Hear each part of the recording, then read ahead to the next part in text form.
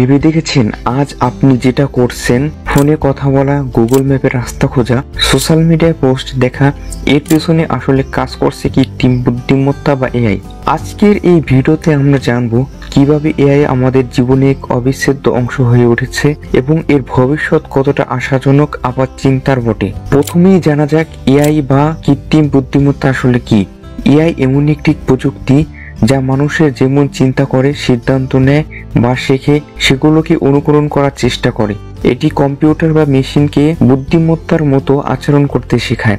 আপনি যখন ফোনে বলেন হে গুগল বা সিরি কল মম, তখন এটি আসলে এআই প্রযুক্তির কাজ। আর যখন ফেসবুক বা ইউটিউবে আপনাকে আপনার পছন্দ অনুযায়ী ভিডিও সাজেস্ট করে, সেটাও এআই। আপনি হয়তো ভাবছেন ঠিক কোন কোন ক্ষেত্রে এআই ব্যবহার হচ্ছে। চলুন দেখি। স্মার্টফোনে এআই, আপনি ফটো তুলছেন, এআই বুঝে নিচ্ছে ছবিতে কে আছে।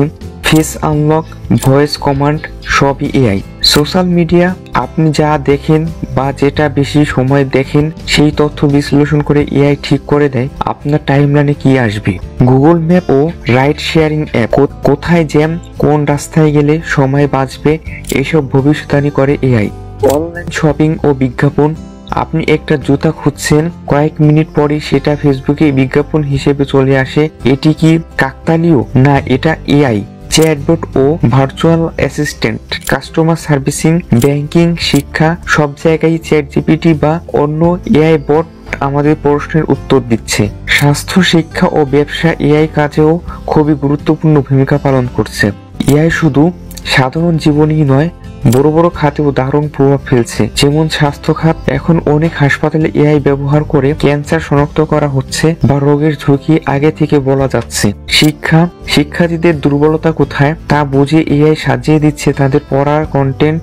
ব্যবসা ও চাকরি, বিভিন্ন কোম্পানি এখন নিয়োগের আগে এআই দিয়ে প্রাথমিক স্ক্যানিং করে। আবার অনেক কাজ অটোমেশনও হয়ে যাচ্ছে যেখানে মানুষের দরকার পড়ছে না। কিন্তু এখানে একটা বড় প্রশ্ন, তাহলে কি এআই আমাদের চাকরি কেড়ে নেবে? এআই যেমন আমাদের কাজ সহজ করে দিচ্ছে, তেমনি কিছু বড় চ্যালেঞ্জও নিয়ে আসছে। সুবিধা কিছু, কাজ দ্রুত হয়, তথ্য বিশ্লেষণ সহজ, ব্যক্তিগত অভিজ্ঞতা। কিছু সমস্যা সমূহ, গোপনীয়তা বা প্রাইভেসি হুমকির মুখে, চাকরি হারানোর আশঙ্কা, ভুল সিদ্ধান্তের ঝুঁকি যদি এআই ঠিকমতো না শেখে। তাই এআই ব্যবহারে সচেতনতা দরকার। এটা যেমন মানুষের বিকল্প না হয়ে মানুষের সহায়ক। শেষ কথা হলো, কৃত্রিম বুদ্ধিমত্তা এখন আর কোনো ভবিষ্যতের পরিকল্পনা নয়, এটা আমাদের বর্তমান। আমরা চাই বা না চাই, এটি আমার চারপাশে প্রতিদিন আমাদের জীবনের অংশ হয়ে উঠেছে।